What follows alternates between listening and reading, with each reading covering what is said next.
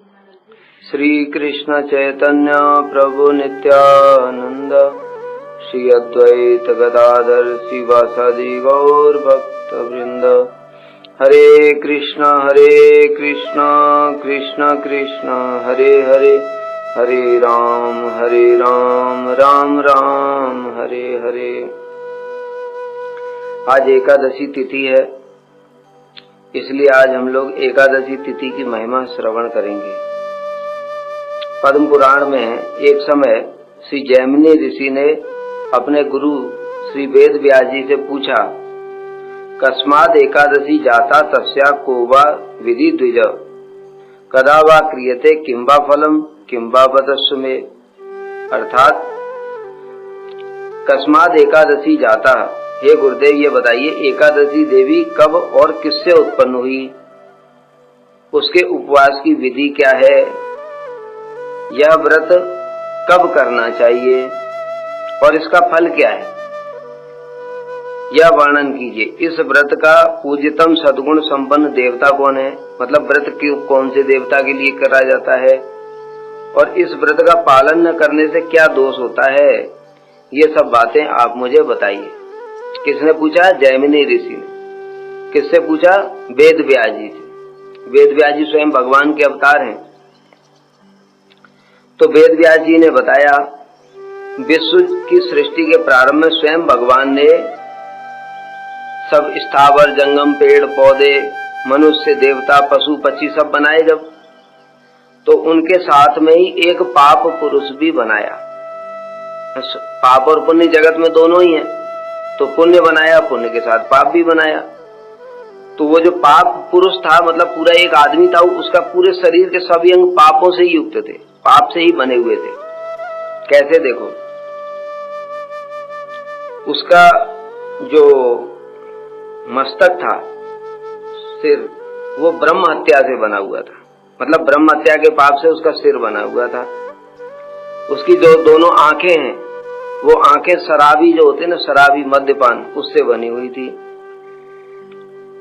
मुख जो है वो स्वर्ण अपहरण, सोना जो चोरी करते ना, वो उसके पाप से उसका मुख बना हुआ था। और दोनों कान जो उसके बने हुए थे, वो बने हुए थे गुरु पत्नीगामी, जो गुरु की पत्नी का संग करता है, वो जो पाप लगता है उसके द्वारा उसके कान बने हुए थे। स्त्री की हत्या, ये जो पाप है, इससे उसके नाक दोनों बने हुए थे। गो हत्या के पाप से दोनों हाथ बने हुए थे। धन अपहरण, धन जो चुराता है दूसरे का, वो धन अपहरण से गर्दन बनी हुई थी। भ्रूण हत्या, भ्रूण हत्या कैसे कहते हैं? जो गर्भ में ही बच्चे को मार देते हैं, भ्रूण हत्या तो आजकल बहुत होती है। उसे गलदेश बना हुआ था। पर स्त्री संग करने से वक्ष स्थल, आदमी अपने स्वजनों का, जैसे चाचा ताऊ मामा नाना, इन सब का स्वजनों का वध करने के पाप से उधर पेट बना हुआ था उसका। शरणागत वध, कोई व्यक्ति हमारी शरण में आ जाए उसको भी मार दिया, उस पाप से बना हुआ था नाभि। आत्म प्रशंसा, इससे बनी थी कमर। गुरु निंदा, गुरु निंदा से दोनों जंघा बनी हुई थी। कन्या को बेच देना, कन्या को बेच देना, ये जो पाप है, इसके द्वारा उसका मूत्र त्याग। और उसके बाद में गुप्त कथा का प्रकाश, इसके द्वारा मल द्वार। और पितृ हत्या के पाप से उसके दोनों पैर बने हुए थे। और जितने बाकी सारे और बाकी जितने पाप रह गए हैं, उनसे ये जो रोम है ना हमारे, ये रोम, ये सारे रोम उसके, ये बाकी जितने पाप और जो रह गए, उन सब पापों से उसके रोम बने हुए थे। इस प्रकार से एक पापी पुरुष की रचना करी सृष्टि के प्रारंभ में। इसका दर्शन करके ही लोग जो है बड़े भयभीत हो जाते थे, और जो जीव है जो भी पाप करता था, तो ये पापी पुरुष उसको वो वाला दंड देता था। तो ऐसे करके एक बार भगवान गरुड़ पर सवार हो गए, यमराज जी के पास में गए हालचाल पूछने के लिए, भाई यमराज जी तुम्हारा काम काज ठीक चल रहा है क्या? तो यमराज जी ने कहा सब ठीक है प्रभु जी, आपकी कृपा से सोने का सिंहासन दिया भगवान को, उनके चरण धुलाए, चरणामृत पान किया। सब पूजा पाठ करने के बाद में भगवान ने उससे, जब बैठे हुए थे भगवान, तो देखा यमराज जी के साथ बैठ करके बातें कर रहे हैं और बगल से ही बड़ी जोर जोर की रोने की, चिल्लाने की, चीखने की आवाजें आ रही। भगवान ने ऐसे देखा तो यमराज जी से पूछा कि यमराज जी ये सब क्या हो रहा है, इतना रोने चिल्लाने चीखने की आवाजें क्यों आ रही हैं? तो यमराज जी बोले, प्रभु ये पापी लोग अपने कर्मों के दोष से अत्यंत दुखजनक नरक भोग कर रहे हैं। अब जितना पाप करते हैं ये लोगों को तो विश्वास नहीं हमें नरक में जाना पड़ेगा, ठीक है, लेकिन नरक तो भोगना पड़ता है। कितने सारे लोग, जो कई लोग हैं जो मरकर भी जीवित हो जाते हैं ना, कुछ देर के लिए मर गए, फिर वो लौट करके बताते हैं और वहां कितनी भयंकर यातना होती है। अजामिल का भी बताया, भागवत में प्रसंग है। इसलिए सब ऐसे ही नहीं है, काल्पनिक चीजें नहीं है, ये सब सत्य घटना है। इसलिए ऐसे करके जब भगवान ने देखा उनका रोना चीखना चिल्लाना, तो भगवान को बड़ी दया आ गई और सोचने लगे कि अरे मैंने ही तो ये प्रजा बनाई है, ये लोग इतना कष्ट पा रहे हैं, तो मुझे जरूर कुछ करना चाहिए। इसलिए भगवान का चित्त द्रवित हो गया और उसी समय भगवान ने ही स्वयं एकादशी का रूप धारण कर लिया। भगवान स्वयं ही एकादशी तिथि बन गए। इसलिए वो एकादशी तिथि कोई ऐसे वैसे साधारण चीज नहीं है, स्वयं भगवान ही एकादशी तिथि बने हुए हैं। और ये देखो शास्त्र का प्रमाण भी है, वही पद्म पुराण में श्लोक है, एतच्च अन्यच्च विप्रसे विचिंत करुणामयः। इस प्रकार से ये दुख देख करके भगवान जो करुणामय है, उनके चित्त में दया उत्पन्न हुई। बभूव सहसा तत्र स्वयं एकादशी तिथि, और उसी समय भगवान स्वयं ही एकादशी तिथि का रूप धारण कर लिया। ततस्तान पापिना सर्वान करयामास तदव्रतम, और उनको जो जितने रो रहे थे, चीख रहे थे, चिल्ला रहे थे, उनको बोला, अरे मूर्खो, तुम लोग एकादशी व्रत करो। तेज सर्वे परम धाम ययुर गलित कलमशा। एकादशी व्रत के प्रभाव से वो जितने भी जो पापी जीव थे, जो बहुत कष्ट पा रहे थे नरक में, वो सब उद्धार हो गया उन सबका। तस्माद एकादशी मूर्ति विद्धि परमात्मना समस्त सुकृतम श्रेष्ठाम व्रतानाम उत्तम द्विज। इस प्रकार से हे ब्राह्मण, ये एकादशी व्रत को सारे व्रतों में सबसे श्रेष्ठ समझो। क्योंकि भगवान तो स्वयं ही एकादशी बने हुए हैं। अरे भगवान से बढ़कर के कोई थोड़ी है। बाकी जितने भी देवी देवता हैं, देखो हनुमान जी का व्रत है मंगलवार का। हनुमान जी कौन है? भगवान के सेवक है। देवी कौन है? देवी माया है जो ब्रह्मांड को चलाती है, लेकिन मायापति कौन है? स्वयं भगवान है, ठीक है। और शिव जी परम वैष्णव है, उनके चरणामृत को सिर के ऊपर में धारण करते भगवान के चरणामृत गंगा जी। तो ये सब जितने भी देवता हैं वो सब उनका व्रत, और कहाँ स्वयं भगवान खुद ही एकादशी व्रत बने हुए हैं। इसलिए एकादशी व्रत से बढ़ करके कोई भी व्रत श्रेष्ठ नहीं है। इस प्रकार से जब ऐसा हो गया एकादशी व्रत हो, तो सारे के सारे अब जीव सारे के सारे सीधे वैकुंठ को ही जाने लग गए। पाप का फल सबका नष्ट हो गया। जब पाप ही नहीं है तो फिर नरक में क्यों जाएंगे? इसलिए यमराज जी का कामकाज बंद हो गया। यमराज जी का डिपार्टमेंट में कोई आता ही नहीं है। इसलिए यमराज जी बड़े चिंता में पड़ गए। वो सब मिलकर के ब्रह्मा जी के पास में गए, और वो जो पाप पुरुष था वो भी गया भगवान के पास में। और पाप पुरुष कहने लगा, प्रभु आपने मुझको बनाया है, लेकिन मेरे लिए कुछ भी नहीं छोड़ा। अभी तो सारे के सारे एकादशी व्रत के प्रभाव से वैकुंठ को जा रहे हैं, तो मेरे लिए तो कोई आश्रय ही नहीं है। मैं कहाँ जाऊं? ये पूरे ब्रह्मांड में मेरे लिए कोई जगह ही नहीं है। मैं जहां जहां जाता हूं वहां कहीं पाप है ही नहीं। एकादशी व्रत के प्रभाव से सारे पाप खत्म हो गए। अब मैं क्या करूं बताओ? इस प्रकार से जब उन्होंने बताया तो उन्होंने बोला, पाप पुरुष ने, मैंने एकादशी के भय से समस्त मनुष्य पशु पक्षी कीट जंतु पर्वत जल नदी स्थल सब जगह पर मैं गया, किंतु कहीं भी मुझको स्थान ही नहीं मिला है एकादशी के प्रभाव से। इसलिए आप मेरे ऊपर कृपा करें, मैं कहाँ जाऊं? तब भगवान हंसते हुए उस पाप पुरुष से कहने लगे, अहो पाप पुरुष, तुम दुखी मत हो। त्रिभुवन पवित्रकारी एकादशी तिथि आविर्भूत होने से तुम अन्न और गेहूं जौ तिल इत्यादि का आश्रय करके अवस्थान करोगे। अब वो पाप पुरुष जो जितना बताया था ना, जितनी हत्याएं अभी बताई थी, केवल हत्या नहीं, जितने और भी पाप बताए थे वो सब, वो सारे के सारे पाप पुरुष में रहते हैं। और पाप पुरुष कहाँ रहता है? अन्न में रहता है, एकादशी के दिन। इसलिए हमने एकादशी के दिन अन्न खाया और वो पाप पुरुष अंदर चला गया, वो सारे। अब हम भले ही मन में सोचते रहे कि मैं तो कोई पाप करता नहीं हूँ, मैं तो कभी झूठ नहीं बोलता, किसी को छल कपट कुछ भी करो, लेकिन पाप पुरुष तो अंदर आ गया ना, तब भी उसका दंड भोगना पड़ेगा। इसलिए एकादशी तिथि का पालन करना सबके लिए ही आवश्यक है।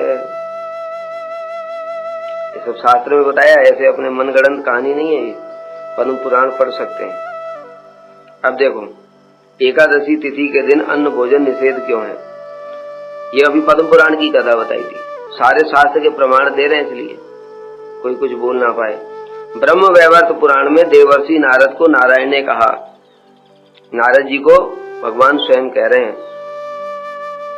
सत्यम सर्वाणि पापानि ब्रह्म हत्यादिकानि च संते बोधनम आश्रित्य श्री कृष्ण व्रतवासरे।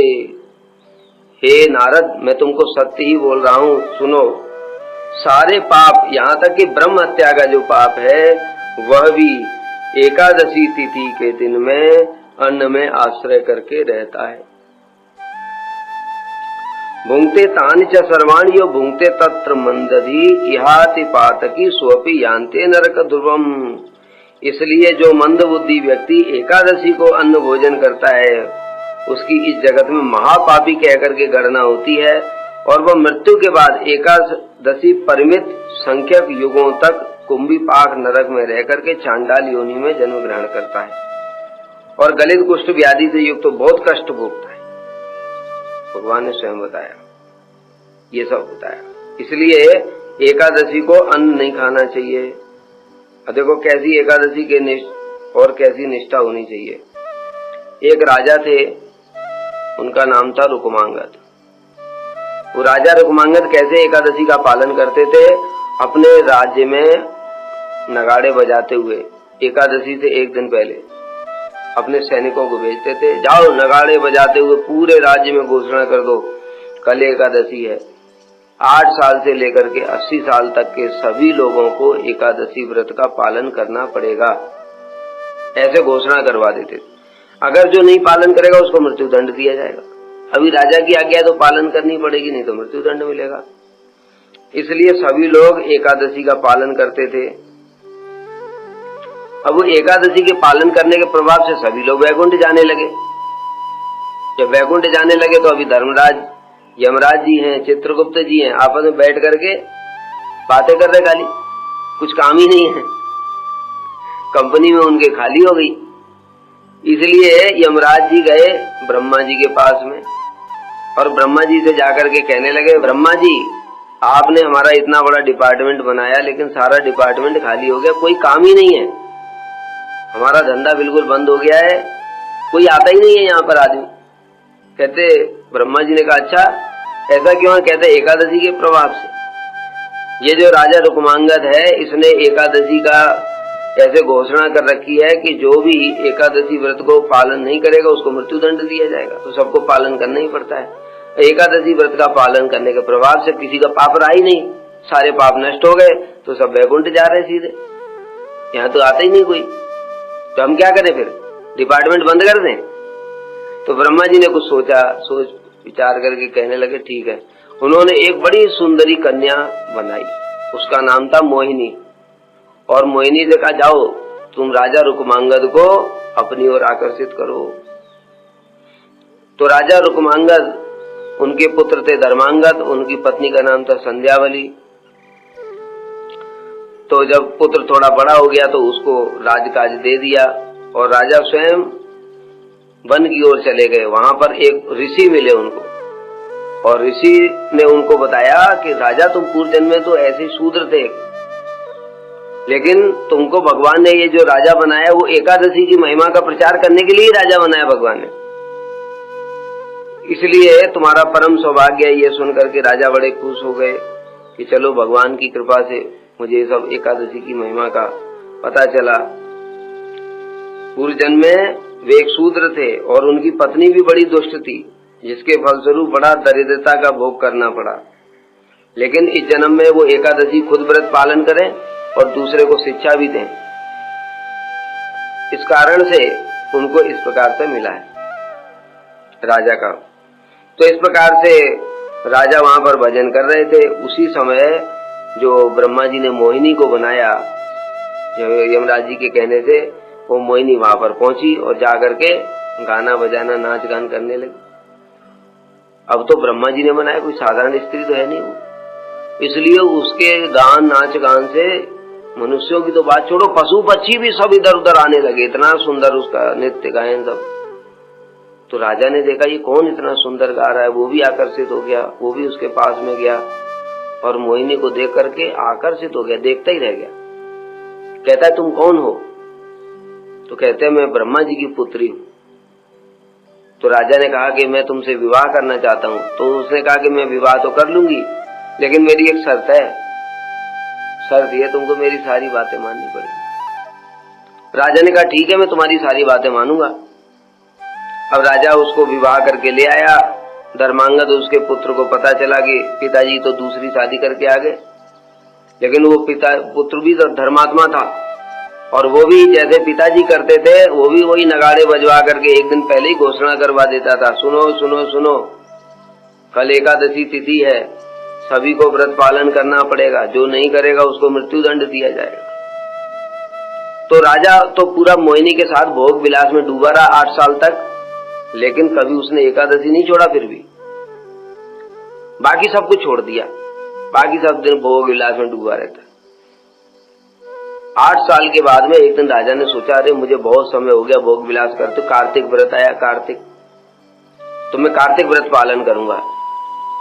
तो वो जो मोहिनी थी उसने कहा नहीं, तुम कार्तिक व्रत पालन नहीं करोगे, कार्तिक व्रत तुम्हें पालन करने की जरूरत नहीं है। तुम अपनी दूसरी पत्नी जो संध्यावली है उसको बोलो वो व्रत पालन करे और तुम ब्राह्मणों को दान दक्षिणा दे करके ऐसे बस खत्म करो। राजा ने कहा ठीक है, इसमें कोई परेशानी नहीं है, मैं कार्तिक व्रत पालन नहीं करता हूँ। संध्यावली को बोल दिया उसने और ब्राह्मणों को दान दक्षिणा दे दिया। अब एकादशी आई।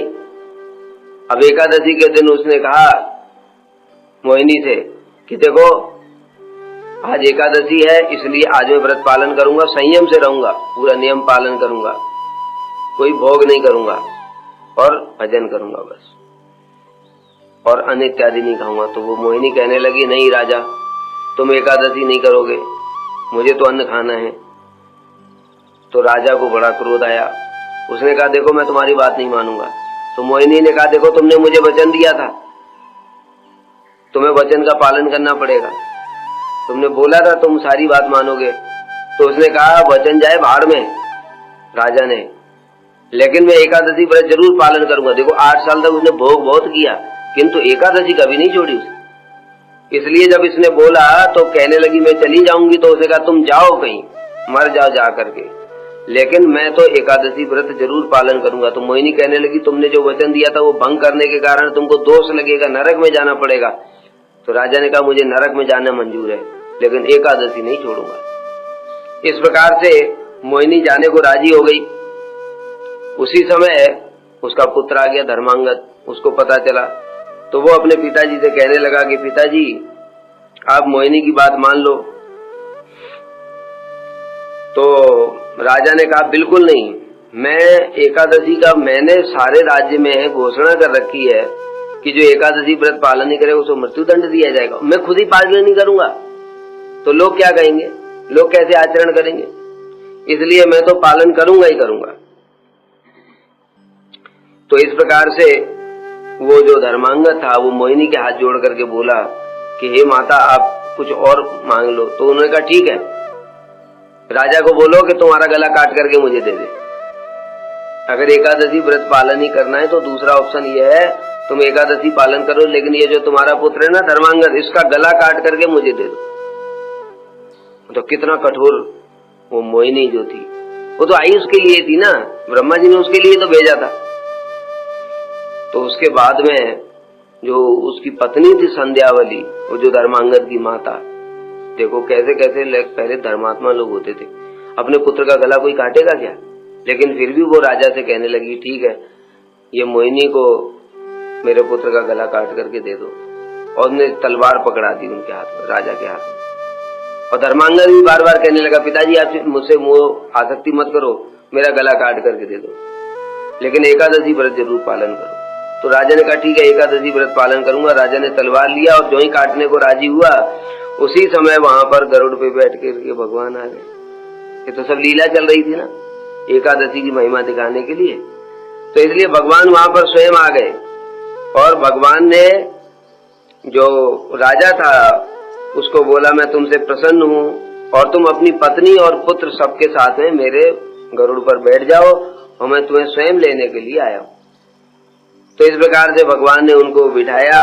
और देखो एकादशी की क्या महिमा है कि स्वयं भगवान उनको लेने के लिए आए।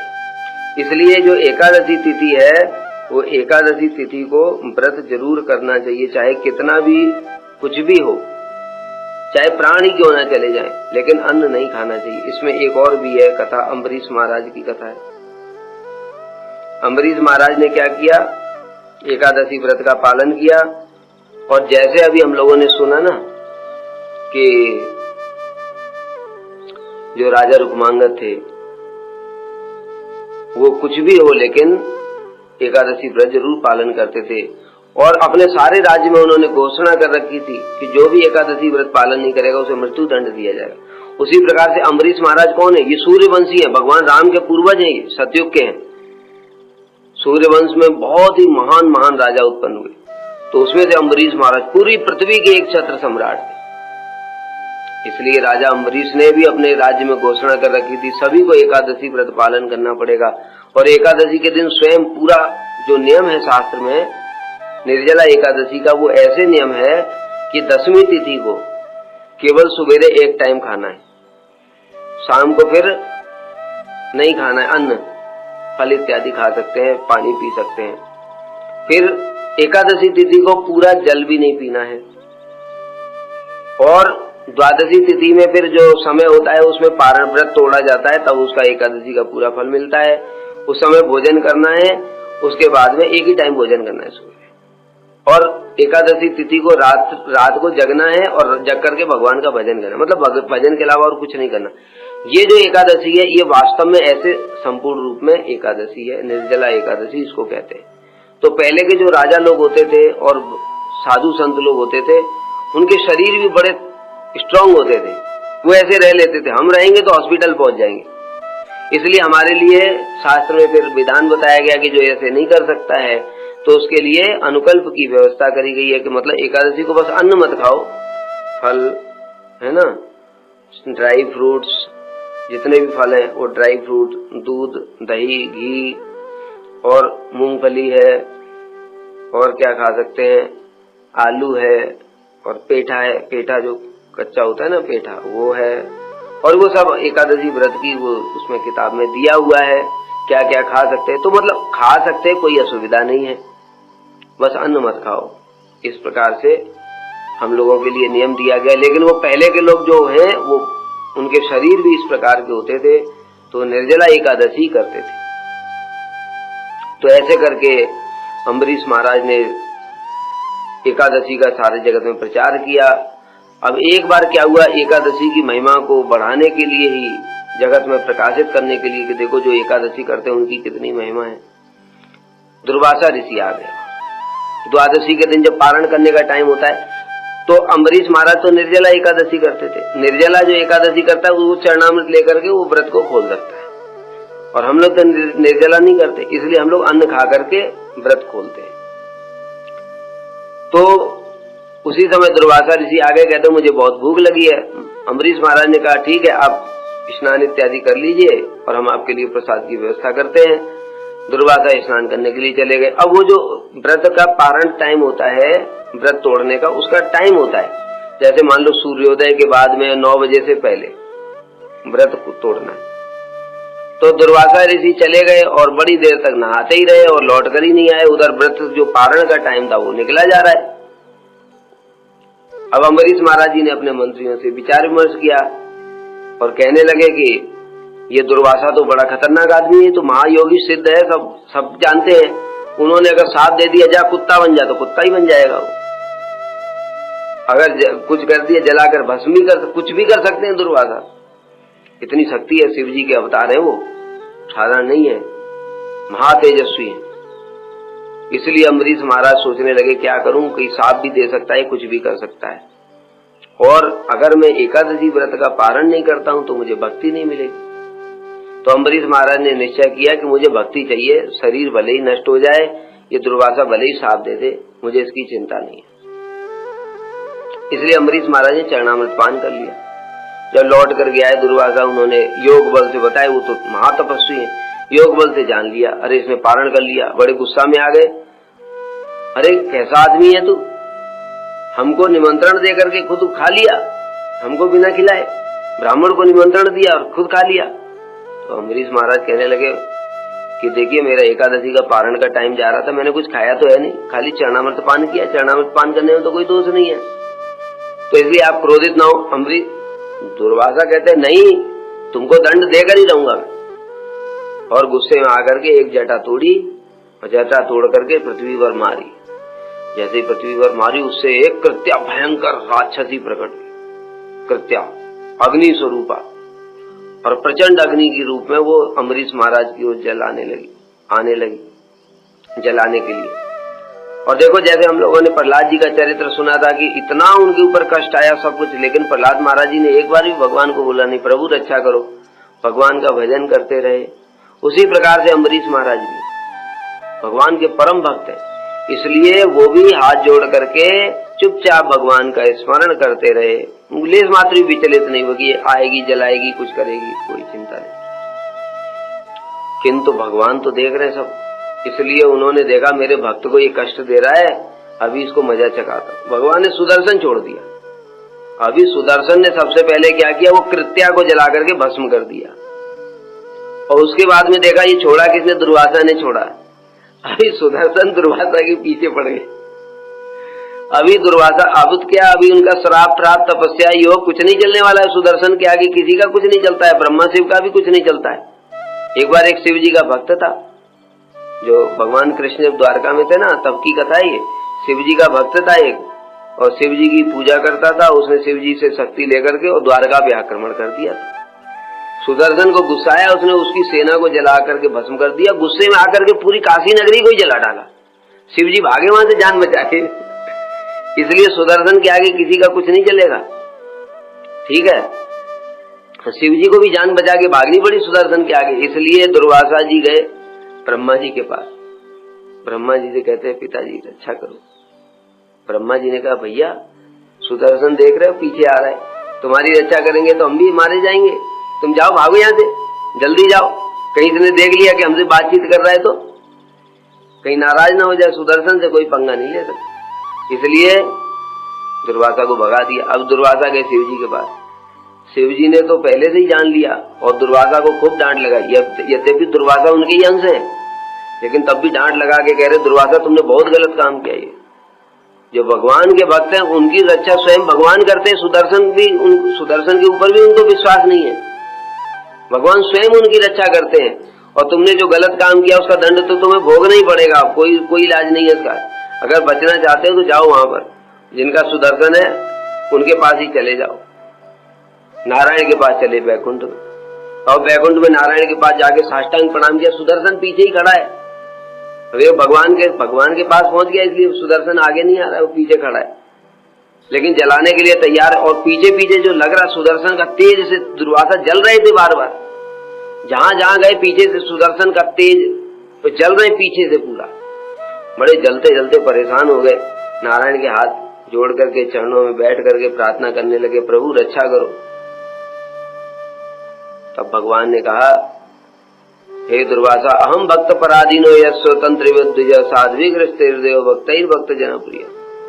हे दुर्वासा मैं भक्तों के पराधीन हूं, स्वतंत्र नहीं हूं, इसलिए तुमको वहीं पर अम्बरीश से ही क्षमा मांगनी पड़ेगी। कांटा जहां लगा है वहीं से तो निकालना पड़ेगा। कांटा लगा है इस पैर में, निकाल रहे हो सिर से, निकलेगा? तो इसलिए जो भगवान के जो सेवक लोग हैं वो उनके चरण के समान है।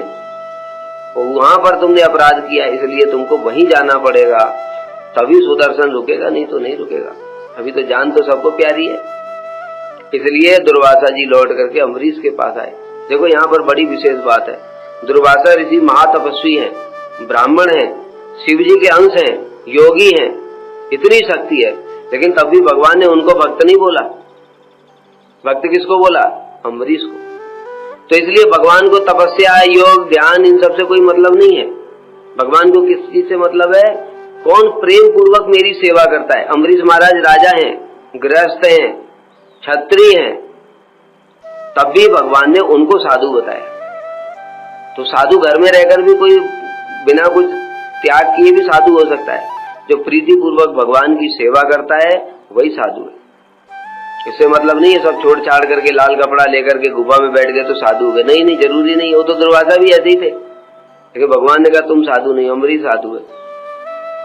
ठीक है, साधु की परिभाषा क्या है? जो सद वस्तु भगवान को हृदय में धारण करता है, वो त्यागी भी हो सकता है, गृहस्थ भी हो सकता है। तो इसलिए दुर्वासा 1 साल तक जलते रहे। 1 साल तक सुदर्शन के तेज से दुर्वासा जलते रहे और अंत में जो अम्बरीश के पास आए और उनको प्रणाम करने लगे। तो अम्बरीश महाराज भी देखो भक्तों का कैसा गुण होता है। यद्यपि गलती तो दुर्वासा की थी, लेकिन फिर भी अम्बरीश महाराज भी उनको प्रणाम कर रहे हैं, कह रहे हैं हे ऋषिवर, आपको मेरी वजह से बड़ा कष्ट हुआ, चलो थोड़ा प्रसाद पालो। और ऐसे करके फिर तब दुर्वासा ऋषि ने स्वयं उनकी महिमा गान करी कि भगवान के भक्तों की कितनी महिमा है। उनको अहंकार भी नहीं होता है। तो इस प्रकार से देखो एकादशी व्रत का कितना फल है।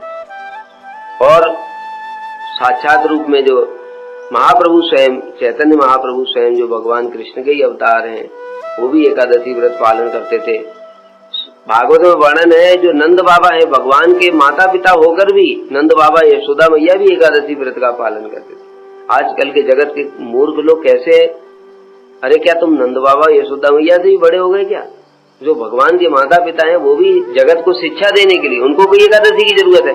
वो तो कृष्ण का कान पकड़ लेते हैं, कृष्ण को रस्सी से बांध देते हैं, मैया छड़ी डंडा दिखाती है, तेरी पिटाई करूं, मक्खन चुराता है। जो सोचो भगवान को ऐसे शासन कर रहे हैं, वो भी जगत को शिक्षा देने के लिए एकादशी व्रत पालन करते हैं, और हम अपने आप को इतना बड़ा समझते हैं कि हम एकादशी नहीं करते। इसलिए देखो एकादशी का बहुत फल है। अब कुछ प्रैक्टिकल चीजें बताते हैं एकादशी की महिमा। जो भी बताया था कि हमारे एक गुरुवर्ग में ये उग्रशील भक्ति गौरव बैखानस गोस्वामी महाराज, वो राज पुरोहित थे, और जैसा बताया ना निर्जला एकादशी, वैसे ही निर्जला एकादशी करते थे। एक बार उनको राजकाज से कहीं काम से बाहर जाना पड़ा, तो एक गांव में रुके, वो रात हो गई थी, तो वही गांव में रुक गए। तो उन्होंने गांव वालों से पूछा, भाई हमको रुकने की कोई जगह दे दो। तो गांव वालों ने एक पुराना घर दिखा दिया, इसमें रुक जाओ, जो भी यहाँ आता है इसको वहीं रुका देते। उसमें ब्रह्म राक्षस रहता था, ये बात नहीं बताई उनको, और उसमें जो भी रुकता था वो मर जाता था, क्योंकि रात को ब्रह्म राक्षस उसको मार देता था। तो अब ये रुके उसमें, और उसके बाद में रात को ब्रह्म राक्षस आया, बड़ा उत्पात करने लगा, इधर से आवाज उधर से आवाज, कुछ कुछ बड़ी भयंकर आवाजें आ रही हैं। तो उन्होंने मंत्र पढ़ करके पानी छिड़का, कहा कौन है तू, सामने आ। तो वह आ गया सामने और कहता है मैं तुमको खा जाऊंगा। उन्होंने कहा मुझे खाने से तेरा क्या उद्धार हो जाएगा? अरे तू अपने उद्धार की चिंता कर। तो ब्रह्म दैत्य बड़ा दुखी हो गया और कहने लगा मेरा उद्धार का कोई उपाय नहीं। तो उन्होंने कहा कि कोई तो उपाय होगा, ऐसा तो कभी होता ही नहीं कुछ उपाय ना हो। तो उसने कहा एक उपाय है। कहते कोई व्यक्ति अगर निर्जला एकादशी करता है, उसका फल मुझे दे देगा तो मेरा उद्धार हो जाएगा।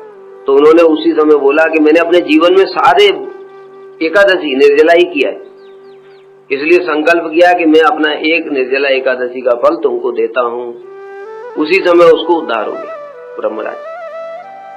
और तो रात भर वो उत्पात किया था, वो सो गए। सवेरे गांव वालों को पता चला कि जो आदमी को हमने वहां घर में भेज दिया है वो तो राजा का पुरोहित है।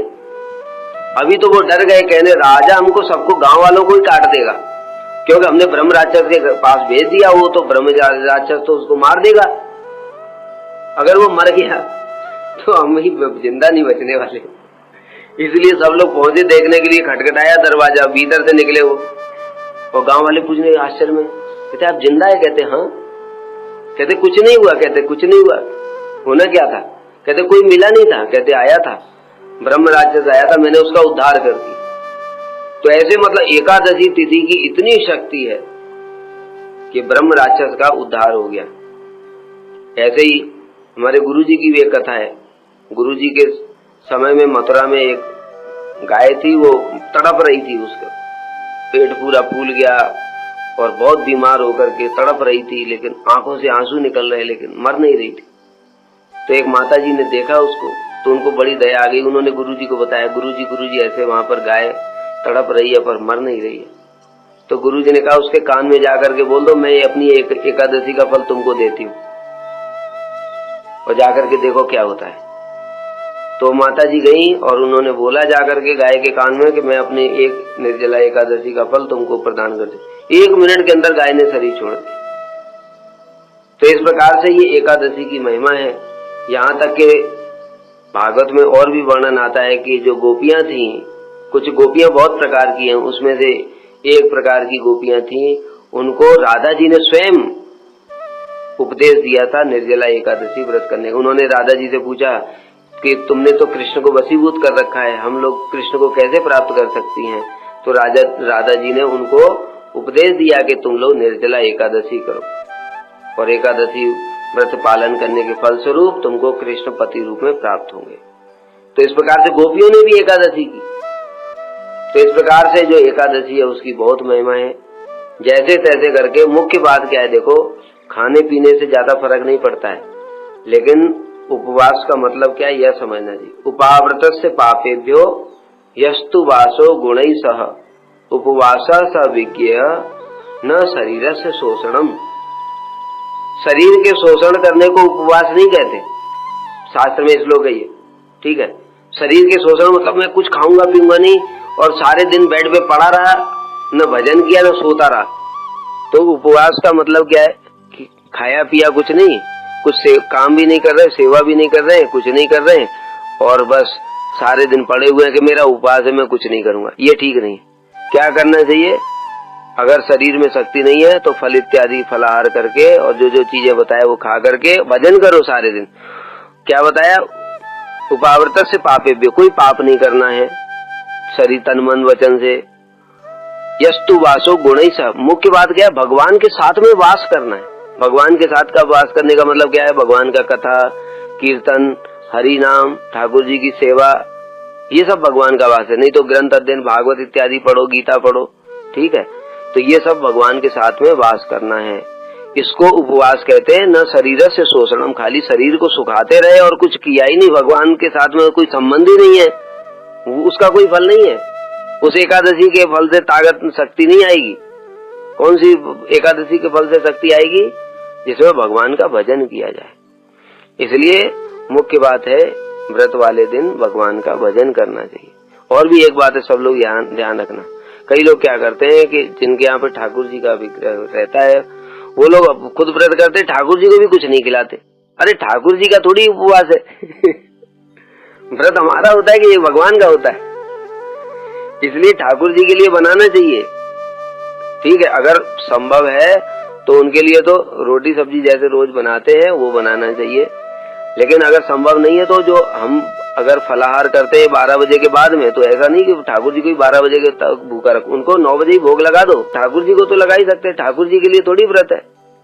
हम तो मठ में क्या होता है, हमारे मठ में तो ठाकुर जी के लिए जो डेली बनता है वो सब उससे और अच्छा पूड़ी सब्जी और वो क्या कहते हैं पराठे स्पेशल बनाते हैं। लेकिन क्या होता है, ये ध्यान रखना चाहिए कि वो जो है और व्रत वाला दोनों में स्पर्श नहीं होना चाहिए, ठीक है। वो जो भोग लगाते हैं ठाकुर जी को, उसके बाद में उस स्थान को पोंछ करके और अपने हाथ धो करके तब फल वाला वो भोग लगाना चाहिए, दोनों को अलग अलग। क्योंकि एकादशी के दिन स्पर्श दोष होता है। स्पर्श दोष का मतलब ये होता है, अगर तुमने अन्न को स्पर्श करके और फिर फल में स्पर्श करा तो फिर वो अन्न का ही हो गया। इसलिए हाथ धो करके तब करना चाहिए, थोड़ा सावधानी रखनी पड़ती है। इसलिए फलाहार का भी लगा सकते हो, और ठाकुर जी के लिए नहीं तो कुछ नहीं तो मिठाई वगैरह कुछ लगा सकते हो, ठीक है। ठाकुर जी की सेवा अच्छे से करनी चाहिए एकादशी को। अरे उनके लिए व्रत कर रहे हैं, उनको कुछ खिलाया नहीं भाई। व्रत किसके लिए है? भगवान की प्रसन्नता के लिए। उनको ही भूखा रख दिया तो फिर व्रत क्या रहा? इसलिए व्रत हमारे लिए है, हमको भक्ति चाहिए, भगवान को थोड़ी भक्ति चाहिए। इस प्रकार से एकादशी तिथि की जय। बोलो एकादशी तिथि की जय। तिथि पालनकारी भक्त वृंद की जय। गौर प्रेमानंदे हरि हरि।